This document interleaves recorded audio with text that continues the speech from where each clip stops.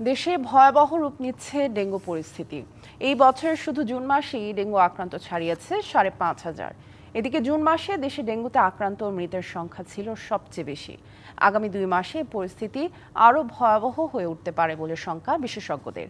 তারা বলছেন, শহরের পাশাপাশি গ্রামাঞ্চলে এডিস মশার বিস্তার নিয়ন্ত্রণে জরুরি ব্যবস্থা না নিলে দেশে ডেঙ্গু পরিস্থিতি আরও খারাপ হতে পারে।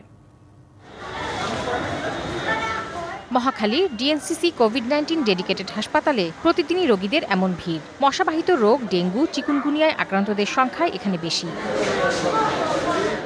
স্বাস্থ্য অধিদপ্তরের পরিসংখ্যান বলছে, জুলাইয়ের ১৬ তারিখ পর্যন্ত ডেঙ্গু আক্রান্ত ও মৃত্যু পুরো জুন মাসের হিসাবের কাছাকাছি। এদিকে শুধু জুনেই রোগী ও মৃত্যুর সংখ্যা এক লাফে গেল ৫ মাসের মোট সংখ্যাকে ছাড়িয়ে গেছে।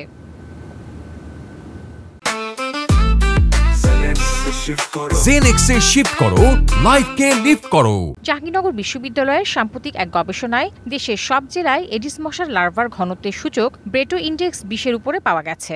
যখন কোনো একটি এলাকায় ব্রুটো ইনডেক্স ২০-এর উপরে থাকে, তো বিশ্ব স্বাস্থ্য সংস্থার নিয়ম অনুযায়ী সেই এলাকাতে এডিস মশাবাহিত রোগ বাড়ার একটি ঝুঁকি তৈরি হয়। এই মুহূর্তে প্রায় প্রতিটি জেলাতেই ব্রুটো ইনডেক্স ২০-এর উপরে আছে। এই অবস্থা চলতে থাকলে চলতি জুলাই এবং আগামী আগস্ট-সেপ্টেম্বর মাসে ভয়াবহ পরিস্থিতির সৃষ্টি হতে পারে, এমন শঙ্কার কথাই বলছেন বিশেষজ্ঞরা। তবে এখনো সময় আছে, জুলাই মাস চলছে। এখনো যদি আমরা জোরে সোরে এডিস মশা নিয়ন্ত্রণ ব্যবস্থাটা জোরদার করতে পারি, তাহলে আমরা হয়তো এটা কাটিয়ে উঠতে পারবো।